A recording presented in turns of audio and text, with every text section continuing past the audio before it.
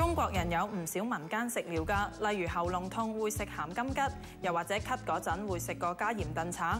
呢啲古老嘅講法，我哋由細都聽到大啊，但效用係點，你又知唔知呢？標 Sir 啊，我知道咧，無論西醫咧定係中醫咧，都覺得食橙咧可以幫助傷風感冒快啲復原啦。尤其是係止咳方面啦，其實喺中醫角度咧，橙有啲咩成分可以幫助止咳咧？最能夠幫助止咳嘅成分咧，就喺橙皮嗰度嘅。有一種成分咧就叫做橙皮苷，佢有消炎嘅作用。另外一啲嘅成分咧就係喺揮發油嗰度啦，佢能夠鬆到我哋嘅氣管平滑肌，令到呼吸咧就暢順一啲。所以我哋講咧就係能夠止咳化痰啦。由於橙皮就個味道幾苦澀下嘅，咁所以咧坊間就有一啲醃製過嘅陳皮，其實都係由橙皮或者係柑皮做嘅。咁咧就入口就容易一啲，咁咧就能夠令到我哋咧就食得到所有橙皮嘅有效成分。所以坊間咧就有一啲加鹽燉橙嘅方法嚟到止咳，咁咧就希望喺蒸燉嘅過程中，將橙皮裏邊嘅有效成分咧就融入去橙肉裏邊，嚟到加強嗰個止咳化痰嘅作用。聽標 Sir 你咁講啦，其實加鹽燉橙嘅成效咧係好視乎喺蒸燉嘅過程啦，可唔可以將橙皮苷融入去橙肉入面？呢個就要測試下先知啦。咁我而家去方博士嗰度準備下測試咯。好啊。橙皮入面嘅橙皮苷係止咳嘅重要成分啦。係啦，方博士啊，其實喺蒸燉嘅過程入面咧，橙皮苷呢種成分係咪可以仍然保留到嘅咧？其實係可以嘅。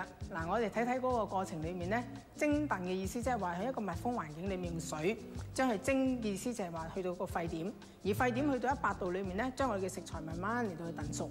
嗱，咁整個過程裡面咧，由呢個溫度去到頂晒籠都係100度嘅啫，咁所以個保持性同埋完整性咧係相當之理想，亦都可以保存到嘅。要知道加鹽燉橙係咪真係有效咧？最緊要睇下橙皮能唔能夠融入橙肉嗰度喎。好啊，不如我哋一齊睇下個測試結果啊！呢個測試非常簡單，我哋喺事前已經準備好一隻橙，切開個頂之後，加入半茶匙嘅鹽，再將成隻橙放入燉盅度燉20分鐘，加鹽燉橙就完成啦。我哋再將佢分俾7位同學試味，睇下橙肉入面有冇橙皮嘅味道。鹹鹹地咯，即係個柑桔味就唔會太明顯，但係食落去好多汁都幾舒服嘅感覺。啲橙皮嘅味去咗啲橙肉度，苦苦地、澀澀地，幾好味。係啦，方博士啊，頭先有部分同學就話咧，食嘅橙肉入面咧有橙皮味啊，可唔可以同我哋分析下測試嘅結果係咪即係代表咧已經有橙皮苷嘅成分喺度咧？嗱，其實咧同學們咧試過咧嗰個口感上面呢個橙皮咧有啲甘甘地、苦苦地嘅澀味咧，咁咧證明到咧有呢個橙皮苷咧就滲入咗個橙皮裡面啦。嗱，其實我哋過嚟睇下橙皮裡面嘅成分先。其實橙皮裡面最外邊嗰浸橙色我哋眼睇到嗰啲咧，其實裡面有好多嘅油囊。油囊裡面咧，亦都有分泌咗好多嘅呢個橙皮苷。